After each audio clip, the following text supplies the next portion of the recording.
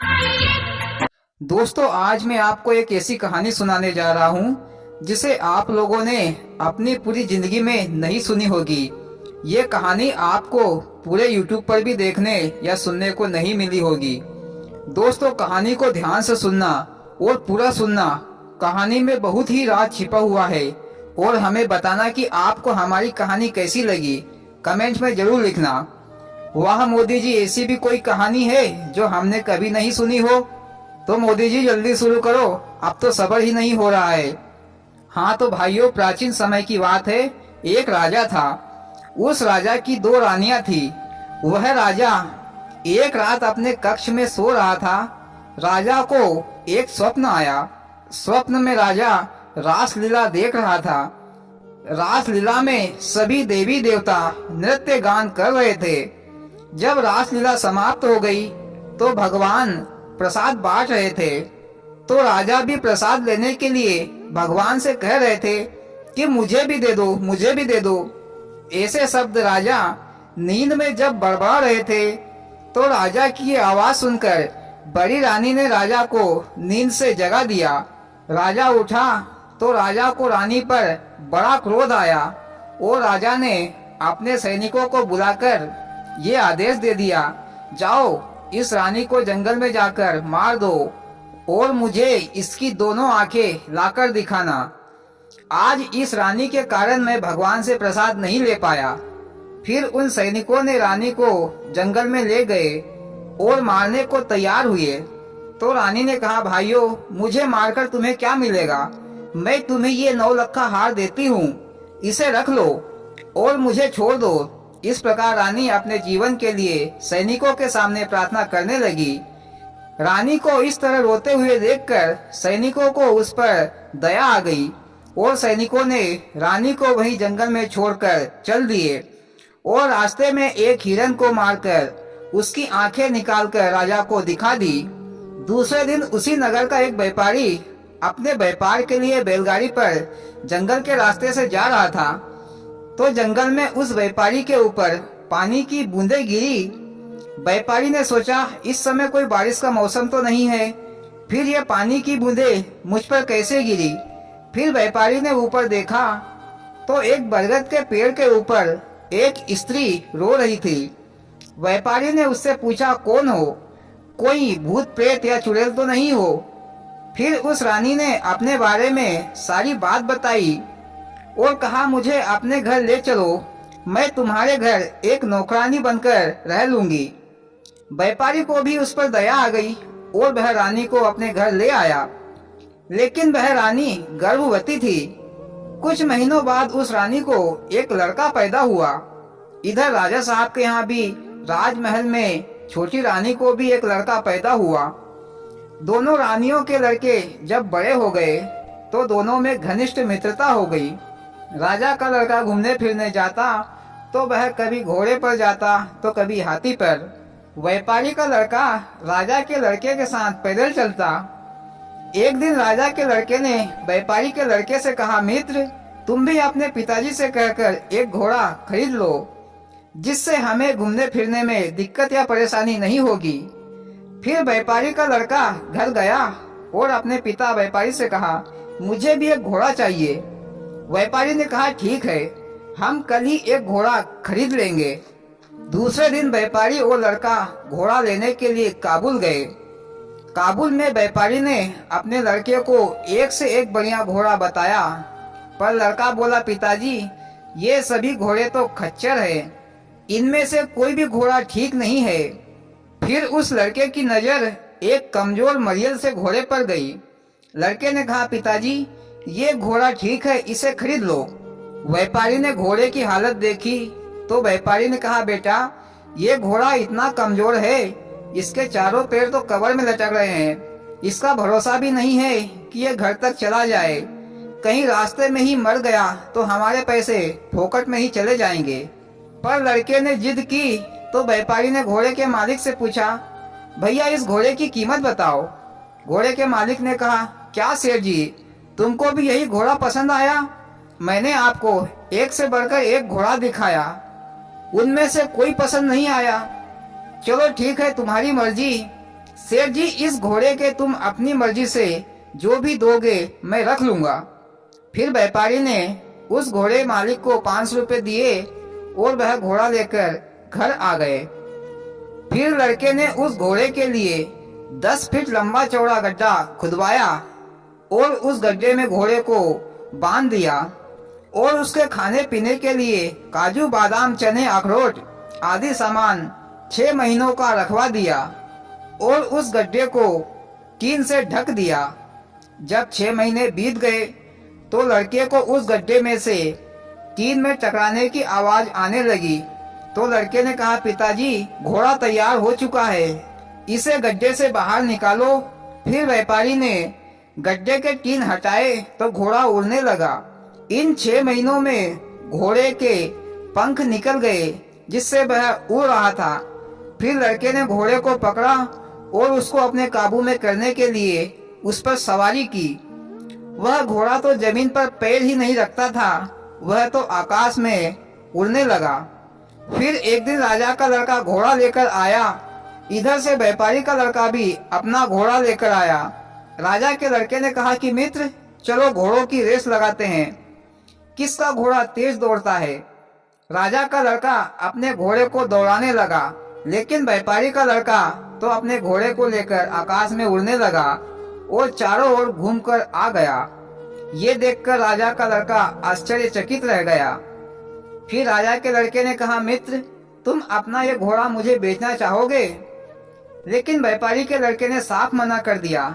एक दिन जब व्यापारी अपने व्यापार के लिए जा रहे थे तो लड़के ने भी कहा, पिताजी मैं भी तुम्हारे साथ चलूंगा। व्यापारी ने कहा कि चलो ठीक है। फिर व्यापारी और लड़का घोड़े पर बैठकर उड़ चले। फिर लड़के ने व्यापारी को नगर के बाहर छोड़कर कहा, पिताजी आप अपना व्यापार कीजिए, तब तक मैं घूम फिर कर आता हूँ। लड़का घोड़े पर बैठकर समुद्र के बीचों बीच एक टापू पर अपने घोड़े को उतारा तो वहाँ लड़के ने क्या देखा कि समुद्र में नहाने के लिए इंद्रलोक की अप्सराएं आई। उन अप्सराओं ने इस लड़के को देखा तो पूछा, हे मनुष्य, तुम कौन हो और यहाँ कैसे आए? लड़के ने कहा, मैं व्यापारी का लड़का हूँ और घूमते फिरते यहाँ आ गया हूँ। पर देवियों, आप कौन हो? तो अप्सराओं ने कहा, हम सभी इंद्रलोक की अप्सराएं हैं और यहाँ पर नहाने के लिए आते हैं। अब तुम यहाँ से चले जाओ, हमें नहाना है। लड़के ने कहा, देवियों मैं चला जाता हूँ, पर मुझे ऐसी कोई निशानी दो जिसे दिखाकर मैं यकीन दिला सकूं कि मुझे इंद्र की अप्सराएं मिली थी। फिर एक अप्सरा ने अपने हाथों में से एक चूड़ामणि निकालकर उस लड़के को दे दी और वह लड़का अपने घोड़े पर बैठकर वहां से आ गया और अपने पिताजी को भी उस नगर से साथ लेकर अपने घर आ गया। फिर लड़के ने वह चूड़ामणि अपने पिताजी को बताई तो व्यापारी चूड़ामणि को देखकर आश्चर्यचकित रह गया। व्यापारी ने कहा, ऐसी चूड़ामणि मैंने कभी अपनी जिंदगी में भी नहीं देखी, ये तो बहुत ही कीमती मालूम होती है। हीरे जवाहरात रत्नों से जड़ित यह चूड़ामणि हमारे लायक नहीं है, हम इसे राजा साहब को दे देंगे, बदले में राजा साहब हमें काफी सारा इनाम देंगे। फिर वह व्यापारी चूड़ामणि को लेकर राजा साहब के पास आया और राजा साहब को चूड़ामणि दे दी। फिर राजा साहब ने व्यापारी से कहा कि जाओ, हम तुम्हें इनाम बाद में देंगे, पहले हम इस चूड़ामणि को रानी को दिखाकर आते हैं। फिर व्यापारी अपने घर आ गया। राजा साहब ने रानी को चूड़ामणि दी तो रानी उस चूड़ामणि को देखकर बहुत ही खुश हुई। फिर रानी वह चूड़ामणि पहनकर अपनी सखियों के साथ फुलवारी में झूला झूलने को चली गई। सारी सखियों ने रानी की चूड़ामणि की बहुत तारीफ की, पर एक सखी ने कहा कि रानी साहिबा, एक स्त्री बहुत सुंदर है, वह रूप रंग से भरपूर है, पर अगर उसकी एक आंख काणी हो तो उसकी सारी सुंदरता कोई काम की नहीं। ये बातें सुनकर रानी समझ गई, ये मेरे बारे में कह रही है। मेरे हाथ में एक चूड़ामणि है और एक हाथ खाली है। रानी फुलवारी में से तुरंत अपने राजमहल में आ गई और राजा साहब से कहा, मुझे एक और चूड़ामणि लाकर दो, अगर नहीं लाए तो मैं अपनी जान दे दूंगी। फिर राजा साहब ने अपने सैनिकों से कहकर व्यापारी को बुलवाया तो व्यापारी और लड़का दोनों राजमहल में आए। व्यापारी यह सोच रहा था कि राजा साहब अब हमें कुछ इनाम देंगे। फिर राजा ने व्यापारी से कहा, व्यापारी तुमको एक ऐसा ही चूड़ामणि और लाकर देना होगा तो हम तुम्हें बहुत सारा इनाम देंगे। अगर नहीं ला पाए तो हम तुम्हारे पूरे परिवार को फांसी पर चढ़ा देंगे। राजा की ये बातें सुनकर व्यापारी भयभीत हो गया। सोचा था कि राजा साहब इनाम देंगे, पर राजा साहब ने तो इनाम के बदले फांसी की घोषणा कर दी। लड़के ने कहा, पिताजी चिंता ना करो, मैं चूड़ामणि लेकर आऊंगा। फिर व्यापारी और वह लड़का अपने घर आ गया और वह लड़का अपने घोड़े पर बैठकर वही समुद्र के बीच टापू पर जा पहुंचा, जहां पर इंद्रलोक की अप्सराएं नहाने आती थी। कुछ ही देर में इंद्र की अप्सराएं समुद्र में नहाने के लिए आई। उन अप्सराओं ने फिर से उस लड़के को देखा और कहा, तुम यहाँ फिर चले आए हो, अब तुम्हें क्या चाहिए? तो लड़के ने कहा, देवियों, मैं तुम्हारे लोक को देखना चाहता हूँ कि तुम्हारा इंद्रलोक कैसा दिखता है। अप्सराओं ने कहा कि हे मनुष्य, हम सभी अप्सराएं हैं, हमारे विमान पर बैठकर जाती हैं, हम तुम्हें अपने विमान पर नहीं बिठाएंगे। तो लड़के ने कहा कि देवियों, आप सभी अपने विमान पर बैठ जाइए और मैं आपके विमान का पैर पकड़कर आपके साथ चल दूंगा। अप्सराओं ने कहा कि ठीक है, पहले हम नहा लेते हैं, फिर हमारे साथ चल देना। अप्सराओं ने नहाया धोया, फिर अप्सराएं जाने लगी तो लड़के ने विमान का पैर पकड़ लिया और वह भी अप्सराओं के साथ इंद्रलोक आ गया। सभी अप्सराएं तो विमान से उतरकर अपने अपने स्थान पर चली गई। वह लड़का फिर इधर उधर घूमने लगा तो लड़के के हाथ एक चाबियों का गुच्छा लग गया। वह लड़का इंद्रलोक के हर कमरे को खोल खोल कर देखने लगा कि उसे कहीं चूड़ामणि मिल जाए। लड़के ने एक कमरे को खोला तो उस कमरे में एक कुंजर हाथी बंधा हुआ था। हाथी को देखकर लड़का डर गया, पर हाथी ने कहा, भैया डरो मत, मैं तुम्हें कोई नुकसान नहीं पहुंचाऊंगा। तुम मुझे इस कमरे से बाहर निकाल दो, मैं तुम्हें ऐसा नजारा दिखाऊंगा कि तुमने कभी अपने सपने में भी नहीं देखा होगा। फिर लड़के ने हाथी को बाहर निकाला और उसकी पीठ पर बैठ गया। हाथी वहां से चल पड़ा। हाथी उस जगह पहुंचा जहां भगवान की रासलीला हो रही थी। सभी देवी देवता नृत्य गान कर रहे थे। हाथी ने कहा, जाओ ये भगवान की रासलीला देखो, मैं तुम्हारा यहीं पर इंतजार करूंगा। फिर वह लड़का रासलीला देखने के लिए सभी के बीच में चला गया। जहां पर ढोलक बजाने वाला ढोलक बजा रहा था, वहां जाकर वह लड़का खड़ा हो गया और ढोलक वाले को ध्यान से देखने लगा। तो ढोलक वाले ने कहा, भैया अगर तुमको ढोलक बजाना आता हो तो बजाओ, मैं तो बहुत थक गया हूँ, मैं थोड़ा सा आराम कर लूँ। फिर ढोलक वाले ने वह ढोलक उस लड़के को दे दी। फिर उस लड़के ने ऐसी ढोलक बजाई कि रासलीला में 4 चांद लग गए। जब रासलीला समाप्त हो गई तो भगवान ने सभी को प्रसाद बांटा और प्रसाद बांटने के बाद सभी देवी देवता अपने अपने धाम को चले गए, लेकिन वह लड़का वहीं पर रह गया। तो भगवान ने पूछा कि आप कौन हो? तो लड़के ने कहा कि मैं मनुष्य हूँ और धरती लोक से आया हूँ। लेकिन भगवान ने उसके ढोलक बजाने की तारीफ की और कहा कि मांगो, तुम्हें क्या चाहिए?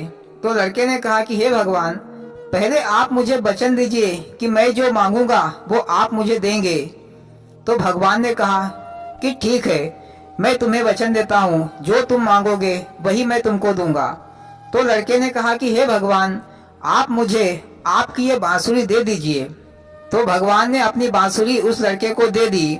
तो लड़के ने पूछा कि हे भगवान, इस बांसुरी के गुण और अवगुण तो बता दीजिए। तो भगवान ने कहा, जब भी तुम ऐसी रासलीला देखना चाहोगे, वहां पर तुम गोबर से लीप लेना और इस बांसुरी को बजाना, तो तुमको ऐसी की ऐसी रासलीला आपको वहां पर भी देखने को मिलेगी। फिर उस लड़के ने भगवान को प्रणाम किया और वहां से हाथी के पास आ गया। फिर उस हाथी ने उस लड़के को जिस कमरे से आया था वहां पर छोड़ दिया। फिर लड़के ने उस हाथी को बंद कर दिया।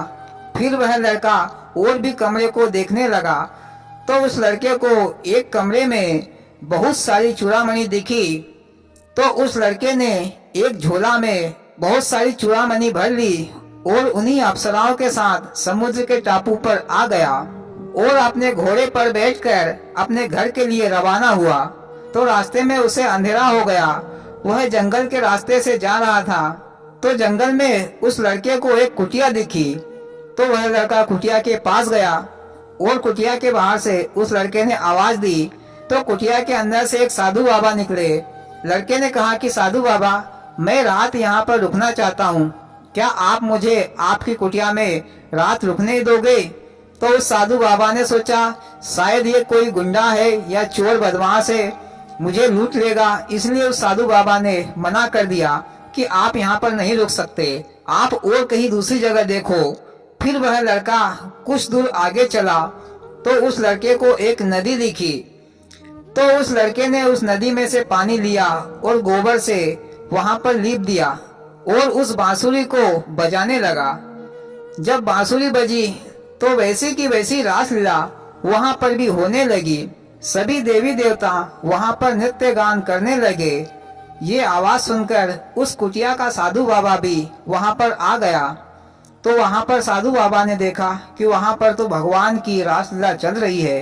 जब रासलीला समाप्त हो गई तो साधु बाबा ने कहा, बेटा चलो मेरी कुटिया पर थोड़ा बहुत जल पान ग्रहण कर लेना।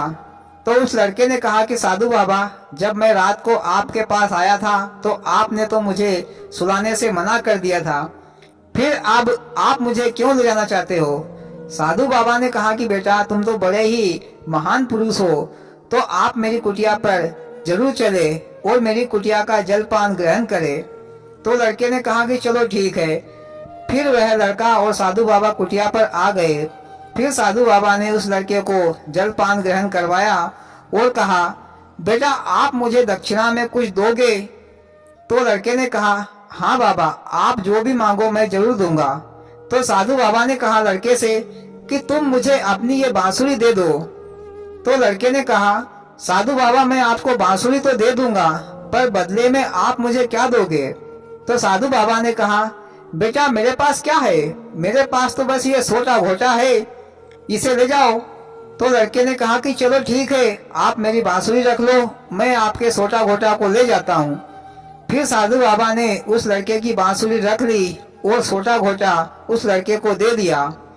फिर वह लड़का सोटा घोटा लेकर आगे चल दिया। थोड़ी दूर चलने के बाद उस लड़के ने सोटा घोटा से पूछा, क्यों भाई, आप तुम किसके हो? तो सोटा घोटा ने कहा उस लड़के से, अब तो हम आपके हैं, आप जो बोलोगे वही करेंगे। तो लड़के ने कहा कि जाओ, आपको उस साधु बाबा से मेरी बांसुरी लेकर आना है। फिर सोटा घोटा वहां से साधु बाबा के पास गए। सोटा ने तो साधु बाबा को बांध दिया और घोटा ऊपर से साधु बाबा को बराबर देने लगा। साधु बाबा को मार मार कर साधु बाबा की हालत खराब कर दी। फिर कहा, लाओ बांसुरी कहाँ है? साधु बाबा ने वह बांसुरी सोटा घोटा को दे दी। फिर सोटा घोटा वह बांसुरी लेकर उस लड़के के पास आए और वह बांसुरी उस लड़के को दे दी। फिर वह लड़का अपने घोड़े पर बैठकर अपने घर आ गया। फिर उस लड़के ने अपने पिताजी से कहा कि पिताजी, आज तुम सारे गांव में ये निमंत्रण दे दो कि आज रासलीला होने वाली है, तो सभी को आना है। फिर व्यापारी ने सभी गांव में ये निमंत्रण दे दिया कि आज हमारे यहाँ रासलीला होने वाली है, आप सभी को आना है। फिर रात में उस लड़के ने गोबर से लीपा पोती की और फिर उस लड़के ने बांसुरी को बजाना शुरू किया। तो वैसी की वैसी ही रासलीला वहां पर होने लगी। सभी देवी देवताएं वहां पर नृत्य गान करने लगे। ये आवाज सुनकर राजा साहब भी वहां पर आया। तो राजा साहब ने देखा कि भगवान साक्षात वहां पर नृत्य गान कर रहे हैं। सभी देवी देवता वहां पर झूम कर नाच गा रहे हैं। राजा ये देखकर आश्चर्यचकित रह गया। जब रासलीला समाप्त हो गई तो भगवान सभी को प्रसाद बांट रहे थे। सभी को प्रसाद बांटते बांटते जब राजा के पास आया प्रसाद बांटने के लिए, तो उस लड़के ने भगवान से मना कर दिया कि हे भगवान, आप राजा साहब को प्रसाद ना दो। तो राजा साहब को बहुत क्रोध आया कि जब मैं आज साक्षात भगवान से प्रसाद ले रहा हूँ, पर इस लड़के ने मना कर दिया। जी चाहता है कि मैं इस लड़के को अभी फांसी पर चढ़ा दूं, पर अभी भगवान मेरे सामने हैं, बाद में इस लड़के को देख लूंगा। तो भगवान ने पूछा कि आपने राजा साहब को प्रसाद देने से क्यों मना कर दिया? फिर वह लड़का अपनी माँ को लेकर आया और राजा साहब से पूछा, राजा साहब ये स्त्री कौन है? तो राजा साहब ने कहा, यह तो रानी साहिबा है। लड़के ने कहा, राजा साहब आपने रानी साहिबा को क्यों छोड़ दिया? तो राजा साहब ने सारी बात बताई। फिर उस लड़के ने कहा, राजा साहब मैं भी आपका ही बेटा हूँ। फिर उस लड़के ने चूड़ामणि से भरा हुआ झोला राजा साहब को दे दिया और राजा साहब भी अपने आप में बहुत ही शर्मिंदा हुए और उस लड़के से और रानी साहिबा से माफी मांगने लगे और भगवान जी से भी माफी